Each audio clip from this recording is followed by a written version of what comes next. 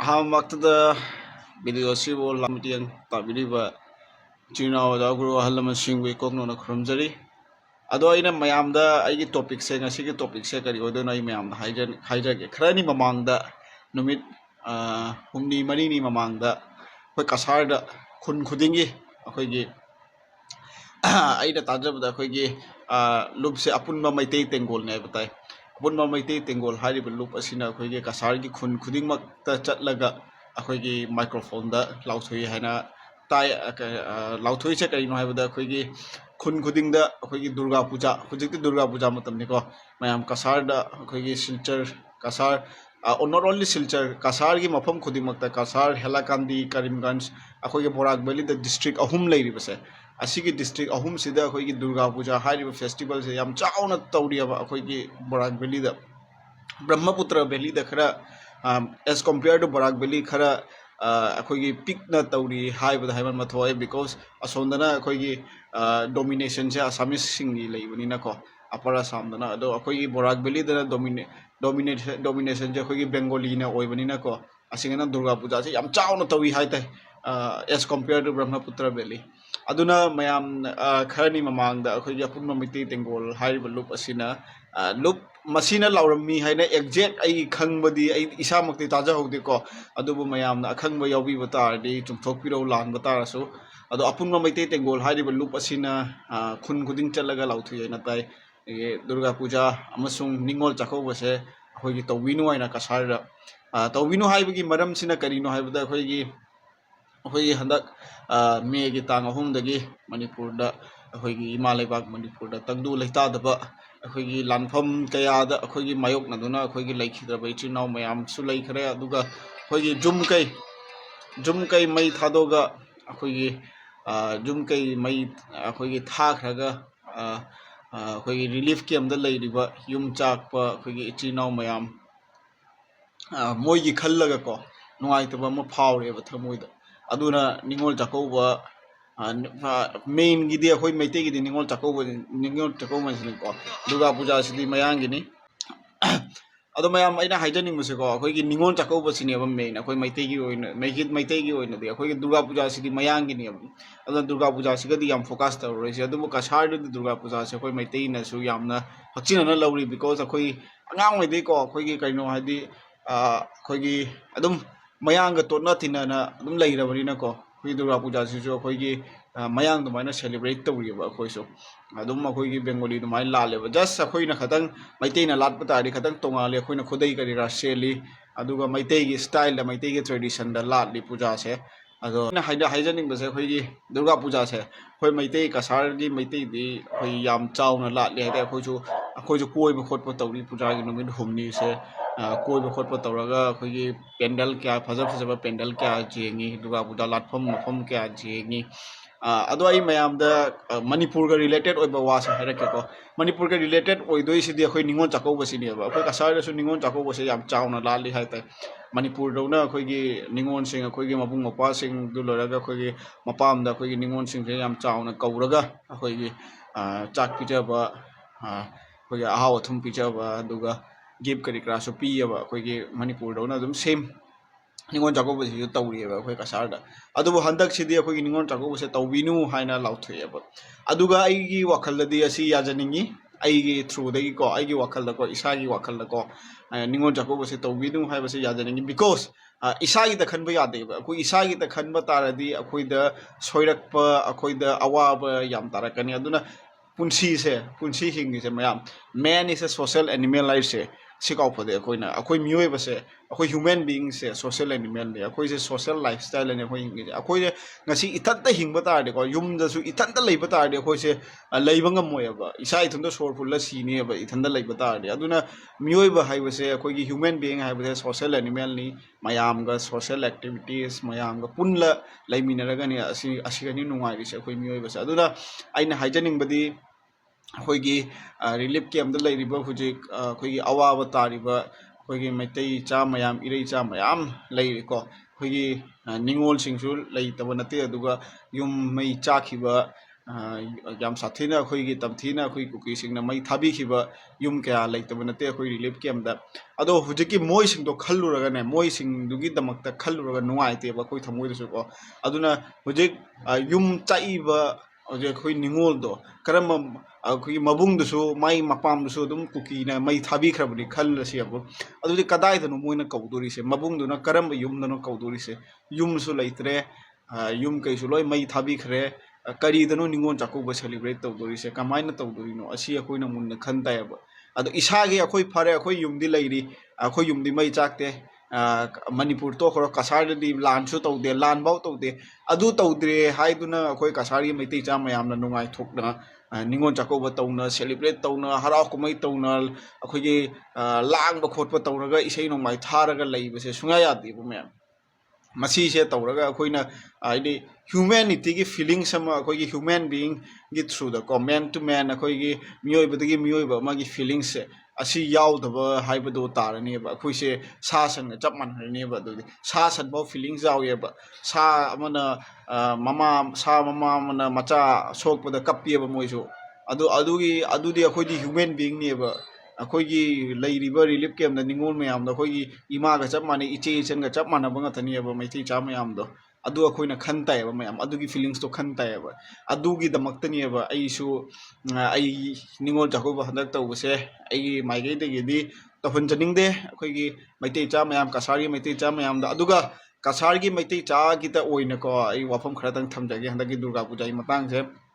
ꯍꯣꯏ ꯗꯨꯔꯒꯥ ꯄꯨꯖꯥꯁꯦ ꯆꯍꯤ ꯑꯃꯗ ꯑꯃꯨꯔꯛꯇꯪ ꯂꯥꯛꯄꯅꯦ ꯀꯩꯁꯨ ꯀꯥꯏꯗꯦ ꯁꯦꯂꯦꯕ꯭ꯔꯦꯠ ꯇꯧꯕꯀꯣ ꯑꯗꯨꯕꯨ ꯑꯩ ꯋꯥꯈꯜꯗꯗꯤ ꯂꯥꯏ ꯈꯣꯏꯔꯝꯃꯨ ꯂꯥꯏꯗ ꯈꯣꯏꯔꯝꯃꯒ ꯑꯗꯨꯝ ꯑꯩꯈꯣꯏ ꯃꯌꯥꯝ ꯂꯥꯏ ꯑꯃ ꯑꯅꯤ ꯈꯣꯏꯔꯝꯃꯒ ꯑꯗꯨꯝ ꯌꯨꯝꯗ ꯐꯖꯅ ꯏꯪ ꯇꯞꯅ ꯀꯩꯅꯣ ꯇꯧꯅ ꯍꯟꯖꯟꯃꯤꯟꯅꯁꯤ ꯑꯗꯨꯅ ꯈ꯭ꯋꯥꯏꯗꯒꯤ ꯕꯦꯁ ꯑꯣꯞꯁꯟꯅꯤ ꯑꯩꯈꯣꯏꯒꯤ ꯂꯥꯏꯒꯤ ꯃꯤꯡꯗ ꯉꯥꯎꯁꯟꯅꯕ ꯊꯛꯆꯜꯂ ꯆꯥꯁꯜꯂꯒ ꯀꯥꯇꯨ ꯀꯥꯔꯟ ꯇꯥꯕ ꯃꯤ ꯈꯠꯅꯍꯧꯕ ꯃꯦꯟꯗꯤ ꯑꯁꯤꯅꯤ ꯅꯍꯥꯔꯣꯜꯁꯤꯡꯒꯤ ꯃꯤ ꯈꯠꯅꯍꯧꯕ ꯑꯃꯒ ꯑꯃꯒ ꯎꯅ ꯌꯥꯗꯕ ꯑꯁꯤꯒꯨꯝꯕꯁꯤꯗꯤ ꯇꯧꯕꯤꯅꯨ ꯑꯩꯒꯤ ꯋꯥꯈꯜꯗꯗꯤꯀꯣ ꯃꯁꯤꯒꯨꯝꯕꯁꯤ ꯇꯧꯔꯗꯤ ꯑꯩꯈꯣꯏꯒꯤ ꯃꯌꯥꯝ ꯃꯅꯤꯄꯨꯔꯗ ꯑꯋꯥꯕ ꯇꯥꯔꯤꯁꯦ ꯑꯁꯤꯒꯤꯁꯨ ꯈꯔ ꯈꯟꯕꯤꯌꯨ ꯑꯩꯈꯣꯏꯒꯤ ꯏꯆꯤꯜ ꯏꯅꯥꯎ ꯀꯁꯥꯔꯒꯤ ꯏꯆꯤꯜ ꯏꯅꯥꯎ ꯃꯌꯥꯝꯗꯀꯣ ꯑꯗꯨꯅ ꯗꯨꯔꯒꯥ ꯄꯨꯖꯥ ꯍꯥꯏꯕꯁꯦ ꯌꯥꯝ ꯁꯥꯊꯤꯅ ꯑꯩꯈꯣꯏꯅ ꯃꯃꯥꯡ ꯆꯍꯤꯗ ꯁꯦꯂꯦꯕ꯭ꯔꯦꯠ ꯇꯧꯈꯤꯕꯗꯣ ꯑꯗꯨꯗꯒꯤꯗꯤ ꯈꯤꯇꯪ ꯅꯦꯝꯊꯔꯒꯀꯣ ꯌꯥꯝꯅ ꯂꯥꯡꯕ ꯈꯣꯠꯄ ꯇꯧꯗꯕꯤꯗ ꯑꯩꯈꯣꯏꯒꯤ ꯂꯥꯏꯒꯤꯗ ꯑꯣꯏꯕ ꯊꯧꯔꯝꯗꯨꯗ ꯇꯧꯔꯒ ꯑꯩꯈꯣꯏꯒꯤ ꯑꯗꯨꯃꯥꯏꯅ ꯁꯦꯂꯦꯕ꯭ꯔꯦꯠ ꯇꯧꯃꯤꯟꯅꯁꯤ ꯍꯥꯏꯖꯅꯤꯡꯉꯤ ꯑꯩ ꯑꯗꯨꯃꯥꯏꯅ ꯂꯥꯏ ꯈꯨꯔꯝꯁꯤ ꯑꯩꯈꯣꯏꯒꯤ ꯏꯃꯥ ꯄꯥꯟꯊꯣꯏꯕꯤꯁꯨ ꯂꯥꯠꯂꯤ ꯃꯐꯝ ꯀꯌꯥꯗ ꯑꯩꯈꯣꯏ ꯃꯩꯇꯩ ꯈꯨꯟ ꯀꯌꯥꯗ ꯏꯃꯥ ꯄꯥꯟꯊꯣꯏꯕꯤꯗꯨꯁꯨ ꯑꯩꯅ ꯍꯥꯏꯖꯅꯤꯡꯉꯤ ꯑꯩꯈꯣꯏꯒꯤ ꯍꯔꯥꯎ ꯀꯨꯝꯍꯩꯁꯦ ꯌꯥꯝꯍꯟꯗꯕꯤꯗꯀꯣ ꯑꯩꯈꯣꯏꯒꯤ ꯖꯒꯣꯏ ꯏꯁꯩ ꯀꯔꯤ ꯀꯔꯥ ꯌꯥꯝꯍꯟꯗꯕꯤꯗ ꯑꯩꯈꯣꯏꯒꯤ ꯂꯥꯏꯒꯤ ꯊꯧꯔꯝꯗꯨꯇ ꯃꯇꯤꯛ ꯆꯥꯅ ꯇꯧꯔꯒ ꯂꯥꯏꯒꯤ ꯊꯧꯔꯝꯗꯨꯇ ꯀꯥꯏꯗꯅ ꯇꯧꯔꯒ ꯑꯩꯈꯣꯏꯒꯤ ꯑꯗꯨꯃꯥꯏꯅ ꯇꯧꯔꯒ ꯂꯣꯏꯁꯤꯟꯃꯤꯟꯅꯁꯤ ꯂꯥꯏꯒꯤ ꯏꯔꯥꯠꯄꯁꯦ ꯂꯥꯏꯗꯤ ꯈꯨꯔꯨꯝꯗꯕ ꯌꯥꯗꯦ ꯃꯌꯥꯝ ꯏꯁꯣꯔ ꯂꯩꯇꯗꯤ ꯃꯄꯨ ꯂꯩꯇꯗꯤ ꯑꯩꯈꯣꯏꯅ ꯉꯁꯤ ꯃꯄꯨꯒꯤ ꯊꯧꯖꯥꯜ ꯐꯪꯉꯤꯁꯦ ꯐꯪꯉꯣꯏ ꯑꯗꯨꯅ ꯂꯥꯏꯗꯤ ꯈꯨꯔꯨꯝꯗꯕ ꯌꯥꯗꯦ ꯂꯥꯏꯗꯁꯨ ꯃꯤꯔꯥꯏꯕ ꯌꯥꯗꯦ ꯑꯗꯨꯅ ꯂꯥꯏꯒꯤ ꯊꯧꯔꯝꯁꯤꯗꯤ ꯀꯥꯏꯗꯅ ꯇꯧꯃꯤꯟꯅꯁꯤ ꯑꯗꯨꯕꯨ ꯂꯥꯏꯒꯤ ꯃꯤꯡꯗ ꯑꯩꯈꯣꯏꯒꯤ ꯌꯥꯝ ꯁꯥꯊꯤꯅ ꯀꯩꯅꯣ ꯇꯧꯈꯤꯕꯗꯣ ꯍꯔꯥꯎ ꯀꯨꯝꯍꯩꯒꯤ ꯇꯥꯏꯞꯇ ꯆꯠꯈꯤꯕꯗꯣ ꯃꯗꯨꯗꯅꯤ ꯑꯩꯅ ꯇꯧꯍꯟꯅꯤꯡꯉꯤꯁꯦ ꯑꯗꯣ ꯑꯩꯈꯣꯏꯒꯤ ꯀꯩꯅꯣꯗ ꯃꯅꯤꯄꯨꯔꯒꯤ ꯑꯩꯈꯣꯏꯒꯤ ꯑꯁꯤꯒꯤ ꯅꯤꯡꯉꯣꯜ ꯆꯥꯛꯀꯧꯕꯒ ꯗꯨꯔꯒꯥ ꯄꯨꯖꯥꯒꯤ ꯀꯩꯅꯣꯁꯦ ꯑꯩꯈꯣꯏꯒꯤ ꯋꯥꯐꯝ ꯑꯃꯇꯪꯒ ꯊꯝꯖꯒꯦꯕ ꯑꯩꯈꯣꯏ ꯃꯩꯇꯩꯒꯤꯗꯤ ꯄꯣꯠ ꯆꯩ ꯑꯃ ꯂꯩꯌꯦꯕ ꯑꯩꯈꯣꯏ ꯃꯩꯇꯩꯒꯤꯗꯤꯀꯣ ꯑꯩꯈꯣꯏꯒꯤ ꯊꯧ ꯁꯥꯗꯕ ꯍꯥꯏꯕ ꯄꯣꯠ ꯆꯩ ꯑꯃ ꯂꯩꯌꯦꯕ ꯊꯧ ꯁꯥꯗꯕꯁꯦ ꯊꯧ ꯁꯥꯗꯕꯁꯤꯒꯅꯦꯕ ꯑꯩꯈꯣꯏ ꯃꯩꯇꯩꯒꯤ ꯈ꯭ꯋꯥꯏꯗꯒꯤ ꯁꯣꯊꯔꯛꯏꯁꯦ ꯊꯧ ꯁꯥꯗꯕꯁꯦ ꯀꯔꯤꯒꯤꯅꯣ ꯍꯥꯏꯕꯗ ꯑꯩꯈꯣꯏ ꯃꯩꯇꯩꯗ ꯐꯅ ꯕꯨꯖꯥꯏꯔꯁꯨ ꯐꯅ ꯒ꯭ꯌꯥꯟ ꯇꯥꯍꯜꯂꯁꯨ ꯑꯩꯅ ꯇꯧꯕꯅ ꯆꯨꯝꯃꯤ ꯍꯥꯏꯕ ꯊꯕꯛ ꯑꯃ ꯂꯩꯌꯦꯕ ꯑꯩꯅ ꯇꯧꯕꯅ ꯈ꯭ꯋꯥꯏꯗꯒꯤ ꯆꯨꯝꯃꯤ ꯑꯩꯅ ꯇꯧꯕꯁꯦ ꯑꯩ ꯃꯉꯥꯏꯔꯦ ꯍꯥꯏꯅ ꯑꯃ ꯂꯩꯌꯦꯕ ꯑꯩꯈꯣꯏ ꯃꯩꯇꯩꯗ ꯑꯁꯤꯅꯦꯕ ꯑꯩꯈꯣꯏ ꯈ꯭ꯋꯥꯏꯗꯒꯤ ꯐꯠꯇ꯭ꯔꯤꯁꯦ ꯑꯗꯨꯅ ꯑꯁꯤ ꯌꯦꯡꯉꯨꯁꯦ ꯃꯌꯥꯝ ꯍꯧꯖꯤꯛ ꯑꯩꯅ ꯍꯥꯏꯔꯤꯕꯁꯦ ꯑꯁꯤ ꯇꯧꯍꯟꯅꯤꯡꯗꯦ ꯍꯥꯏꯔꯁꯨ ꯅꯤꯡꯉꯣꯜ ꯆꯥꯛꯀꯧꯕꯁꯦ ꯇꯧꯒꯗꯕ ꯃꯤꯗꯤ ꯑꯗꯨꯝ ꯇꯧꯈꯤꯅꯦꯕ ꯃꯩꯇꯩꯒꯤ ꯐꯦꯃꯤꯂꯤ ꯑꯩꯈꯣꯏꯒꯤ ꯀꯁꯥꯔꯗ ꯅꯤꯡꯉꯣꯜ ꯆꯥꯛꯀꯧꯕ ꯇꯧꯒꯗꯕ ꯐꯦꯃꯤꯂꯤꯗꯨꯗꯤ ꯑꯗꯨꯝ ꯇꯧꯈꯤꯅꯤ ꯐꯅ ꯃꯥꯏꯀ꯭ꯔꯣꯐꯣꯟ ꯄꯥꯏꯅ ꯂꯥꯎꯔꯁꯨ ꯐꯅ ꯃꯌꯨꯝ ꯃꯃꯥꯡꯗ ꯂꯥꯎꯔꯁꯨ ꯇꯧꯒꯗꯕ ꯐꯦꯃꯤꯂꯤꯗꯨꯗꯤ ꯑꯗꯨꯝ ꯇꯧꯈꯤꯅꯤ ꯅꯤꯡꯉꯣꯜ ꯆꯥꯛꯀꯧꯕ ꯑꯗꯨꯒ ꯁꯦꯝ ꯗꯨꯔꯒꯥ ꯄꯨꯖꯥꯁꯤꯁꯨ ꯐꯅ ꯍꯧꯖꯤꯛ ꯑꯩꯈꯣꯏꯅ ꯍꯥꯏꯔꯁꯨ ꯐꯅ ꯑꯩꯈꯣꯏꯒꯤ ꯍꯔꯥꯎ ꯀꯨꯝꯍꯩ ꯌꯥꯝꯅ ꯇꯧꯍꯟꯕꯤꯒꯅꯨ ꯑꯩꯈꯣꯏꯒꯤ ꯍꯔꯥꯎ ꯀꯨꯝꯍꯩ ꯌꯥꯝ ꯇꯧꯍꯟꯗꯕꯤꯗ ꯂꯥꯏꯗ ꯈꯣꯏꯔꯝꯃꯒ ꯂꯣꯏꯁꯤꯟꯕꯤꯌꯨ ꯍꯥꯏꯕ ꯐꯦꯃꯤꯂꯤꯗꯨꯁꯨ ꯀꯣ ꯑꯗꯣ ꯍꯔꯥꯎ ꯀꯨꯝꯍꯩꯗꯣ ꯑꯗꯨꯝ ꯇꯧꯔꯒꯅꯦ ꯑꯗꯨꯝ ꯃꯌꯥꯝ ꯃꯥꯏ ꯊꯣꯛꯄꯅ ꯇꯧꯔꯒ ꯁꯨꯝ ꯂꯣꯏꯁꯤꯟꯒꯅꯤ ꯃꯁꯤꯅꯤ ꯑꯩꯈꯣꯏꯒꯤ ꯀꯩꯅꯣꯒꯤ ꯍꯧꯅꯕꯤ ꯑꯩꯈꯣꯏ ꯃꯩꯇꯩꯒꯤ ꯍꯧꯅꯕꯤ ꯃꯌꯥꯝꯅ ꯀꯔꯤ ꯊꯝꯅꯤꯡꯕ ꯊꯝꯕꯤꯕ ꯌꯥꯒꯅꯤ ꯑꯗꯣ ꯀꯔꯤ ꯍꯥꯏꯅꯤꯡꯕ ꯌꯥꯒꯅꯤ ꯀꯣꯃꯦꯟꯁꯤꯗ ꯃꯌꯥꯝꯒꯤꯁꯨ ꯃꯣꯠ ꯐꯣꯡꯗꯣꯛꯄꯤꯔꯣ ꯃꯌꯥꯝꯅ ꯑꯩꯈꯣꯏꯒꯤ ꯀꯩꯅꯣꯁꯤꯗ ꯅꯤꯡꯉꯣꯜ ꯆꯥꯛꯀꯧꯕ ꯑꯃꯗꯤ ꯗꯨꯔꯒꯥ ꯄꯨꯖꯥꯁꯤꯗ ꯃꯌꯥꯝꯅ ꯑꯩꯈꯣꯏꯒꯤ support ꯇꯧꯕꯤꯕ꯭ꯔꯥ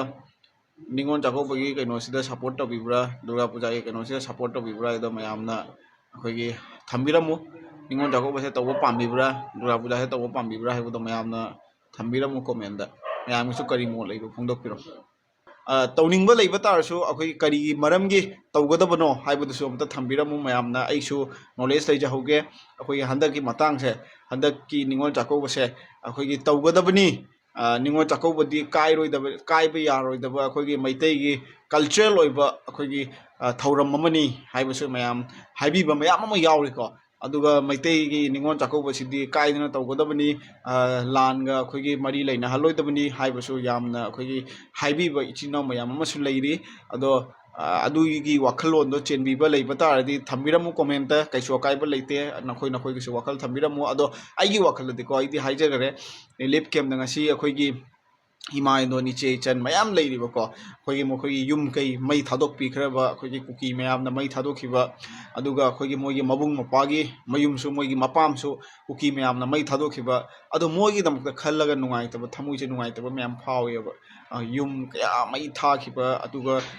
moi di kadai da Ningol Chakauba tawdori moi di kadai da mogi Ningol singdo kadai da kawdori mayum su leitre ichinaw mayam dugi mayum su mai thadok pi khare ado moi du di kadai da Ningol Chakauba tawdori adugi damakta khallaga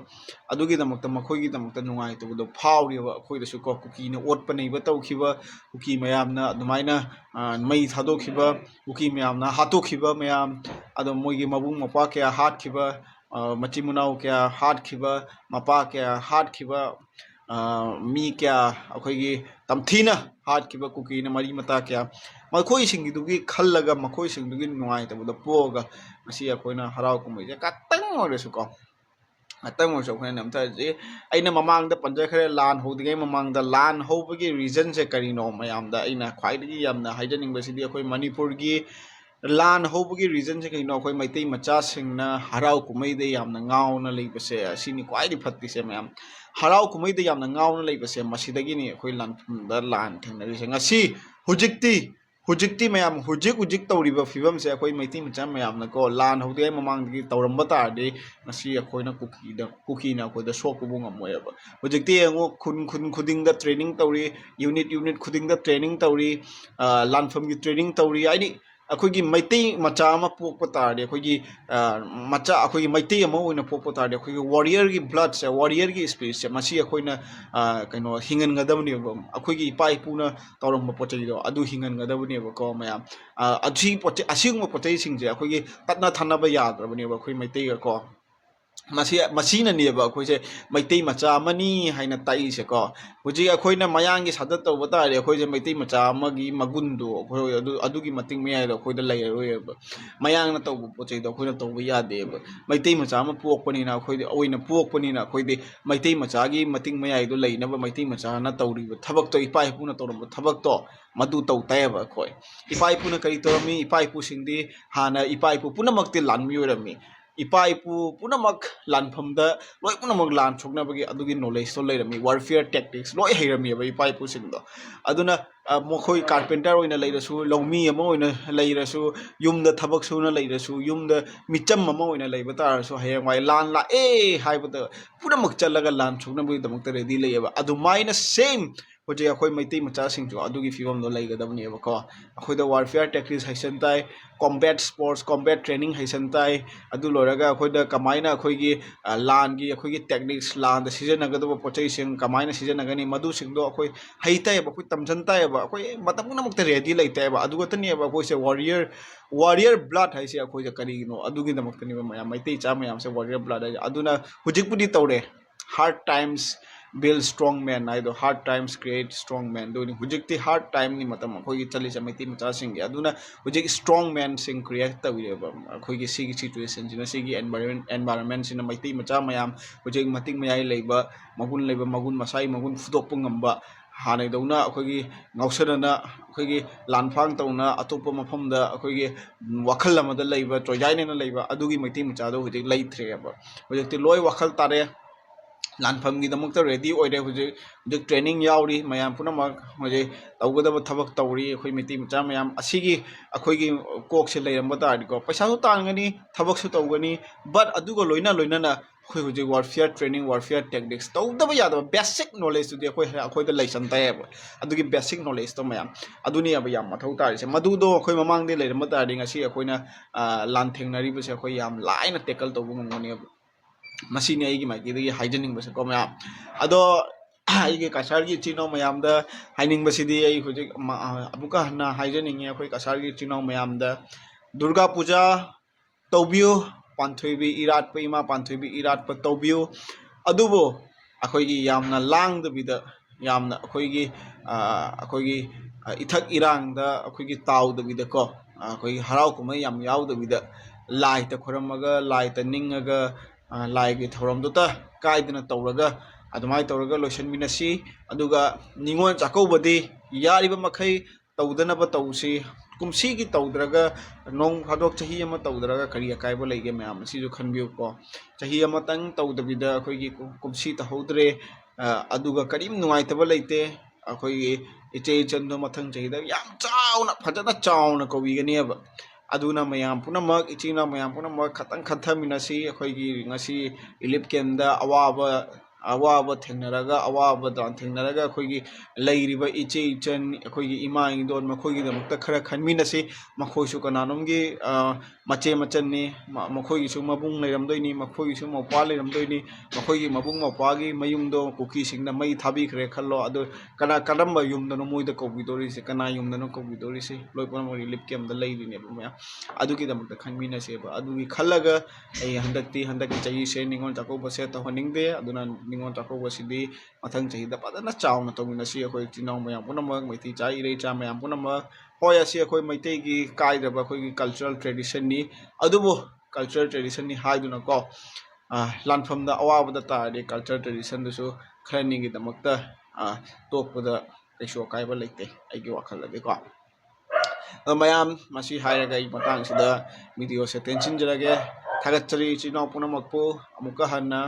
Roshan ꯃꯥꯏꯀꯩꯗꯒꯤ ꯂꯥꯛꯏꯕꯁꯤ ꯃꯤꯠꯌꯦꯡ ꯇꯥꯕꯤꯕꯒꯤꯗꯃꯛꯇ ꯚꯤꯗꯤꯑꯣꯁꯤ ꯃꯤꯠꯌꯦꯡ ꯇꯥꯕꯤꯕꯒꯤꯗꯃꯛꯇ ꯃꯊꯪꯒꯤ ꯚꯤꯗꯤꯑꯣꯗ ꯑꯃꯨꯛ ꯁꯣꯏꯗꯅ ꯊꯦꯡꯅꯁꯤ ꯏꯆꯤꯜ ꯏꯅꯥꯎ ꯃꯌꯥꯝꯅ ꯃꯊꯪꯒꯤ ꯚꯤꯗꯤꯑꯣꯗꯁꯨ ꯑꯩ ꯁꯣꯏꯗꯅ ꯋꯥꯈꯜꯂꯣꯟ ꯑꯩꯒꯤ ꯏꯁꯥꯒꯤ ꯋꯥꯈꯜꯂꯣꯟ ꯑꯃ ꯎꯗꯨꯅ ꯁꯣꯏꯗꯅ ꯂꯥꯛꯆꯒꯅꯤ ꯊꯥꯒꯠꯆꯔꯤ ꯏꯆꯤꯜ ꯏꯅꯥꯎ ꯃꯌꯥꯝꯕꯨ ꯑꯃꯨꯛꯀ ꯍꯟꯅ ꯊꯦꯡꯛ ꯌꯨ